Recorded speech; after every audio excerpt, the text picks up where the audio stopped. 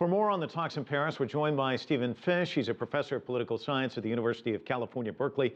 Thanks so much for joining us, Stephen. Give me your thoughts on all of this.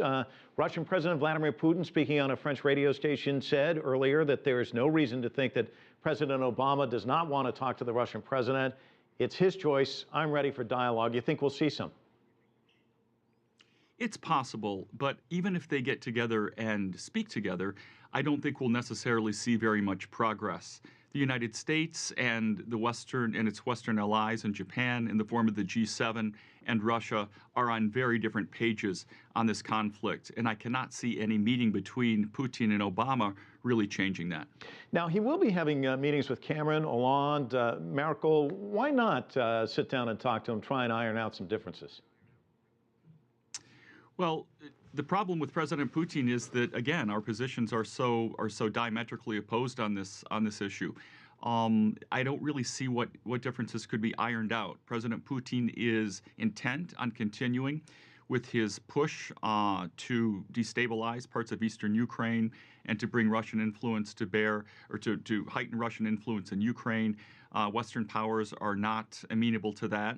I do think that Western powers have probably already recognized the de facto incorporation of Crimea into Russia. There's not much talk about that right now, and I think they've already accepted that. I think the big issues now have to do with East Ukraine and with whether Russia is going to respect this very valuable post-World War II norm that great powers do not swallow up the territory of smaller, weaker neighbors and annex it simply because they're militarily able to do so. You heard Nathan's report. The French president wants to enable dialogue between Putin and Ukraine's new president. Do you see that as an important step? Do you think that's likely? Is that more important than Putin and Obama meeting? That certainly is more important than Putin and Obama. President Obama said if he meets with President Putin, he's going to just repeat what he's been saying all along. And we know how President Putin responds to that. And President Putin will tell President Obama what he's been saying all along. But for the new president of Ukraine and President Putin to meet is really a bigger deal. They have a lot to talk about. They are personally acquainted, but they don't know each other as heads of state yet, of course. And those two are going to have a lot to talk about. So I think that actually is probably more important. Angela Merkel, of course, has had dialogue with the U.S. president as well as the Russian president. There are some who believe that perhaps she can kind of help to kind of broker something. Hollande obviously taking steps in France to try and do something. Is there a point person out there on the international stage that you see who could really kind of help in moving things along in a sense?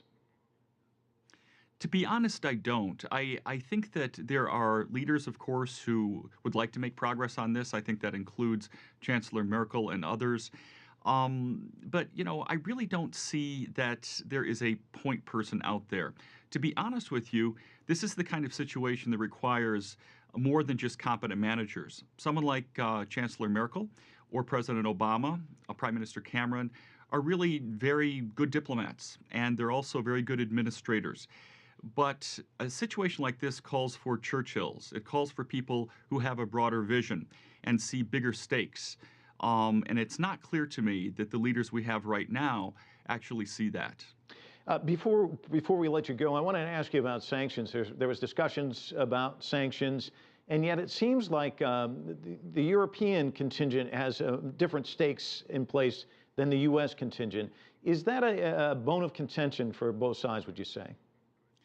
Yeah, that's a good question, and that's what keeps the Western Alliance and Japan from coming together completely on this issue, is that European economies, and particularly Germany, are more exposed to the Russian economy. Germany relies on Russia for a great deal of its natural gas, the United States economy much less than Germany and other countries. So that's a problem, of course. And so the Germans will be less enthusiastic about sanctions, at least until Putin goes even further with his play for East Ukraine and his efforts to destabilize it. So, of course, that's a problem.